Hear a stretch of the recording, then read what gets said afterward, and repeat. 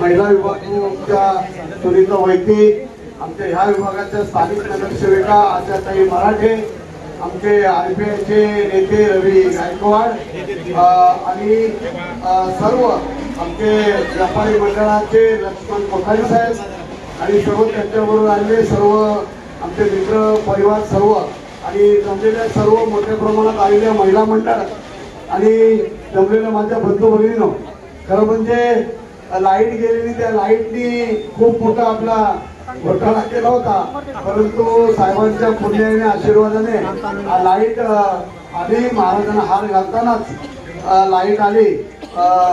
लाईटने थोडं नाटक केलं परंतु आली परत.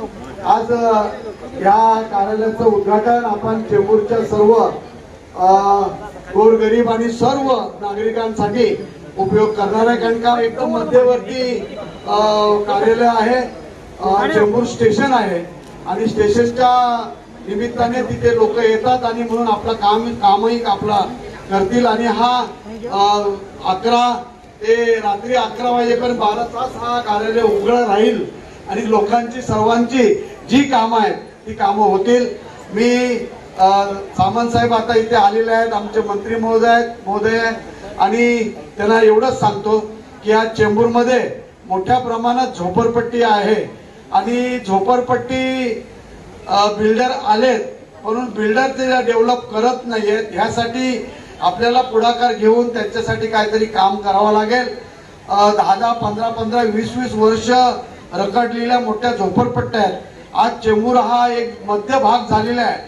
ह्या साईडला नवी मुंबई आहे, ह्या साईडला दादर आहे, ह्या साईडला घाटकोपर आहे आणि चेंबूर हा एकदम मध्य भाग झालेला आहे. आणि आता चेंबूरमध्ये चांगलं डेव्हलप सुद्धा होत आहे, परंतु मोठ्या प्रमाणात झोपडपट्टी असल्या कारणाने झोपडपट्टीच्या नागरिकांना खूप त्रास होतोय. आज उदाहरण म्हणजे आपल्याला तुम्हाला सांगतो, आमची सिद्धार्थ कॉलनी आहे.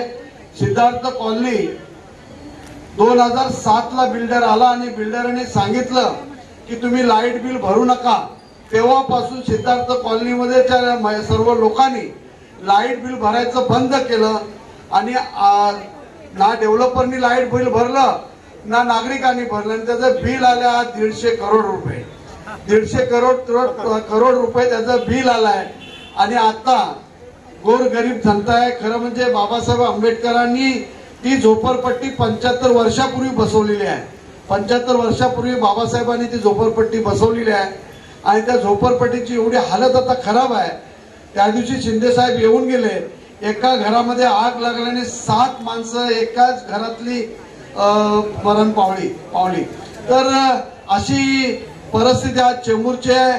आज सिद्धार्थ कॉलनीचा हा मी उदाहरण देतोय, परंतु लाल डोंगर आहे, लोखंडे मार्ग आहे, सर्व परिसरातली घाटला आमचा आहे, मोठ्या प्रमाणात झोपडपट्टी, तिथेही बिल्डर आलेला आहे, तोही बिल्डर काम करत नाही. अशा मोठ्या कचटामध्ये आमचा हा चेंबूर विधानसभा सापडलेली आहे. मागच्या 10 वर्ष जो आमदार होता त्या आमदारांनी काहीच काम केलं नाही, एकही झोपडपट्टीचं काम केलं नाही. त्या कारणाने आज झोपडपट्टीवाले खूप त्रासामध्ये आहेत. म्हणून मी आपल्याला विनंती करतो, साहेब तुम्ही आज चेंबूरमध्ये आलात, खूप खूप धन्यवाद तुम्हाला देतो की चेंबूरची जी गाऱ्हाणे आहे ती ऐकण्यासाठी आपण आलात आणि कुठेतरी आपण आणि शिंदे साहेब दोघे पुढाकार घेऊन ह्या चेंबूरच्या झोपडपट्टी लवकरात लवकर SRA तर्फे बिल्डिंग व्हायला पाहिजे आणि नागरिकांना त्यातून बाहेर काढायला पाहिजे असं मी आपल्याला विनंती करतो. आपण आलात त्याबद्दल धन्यवाद.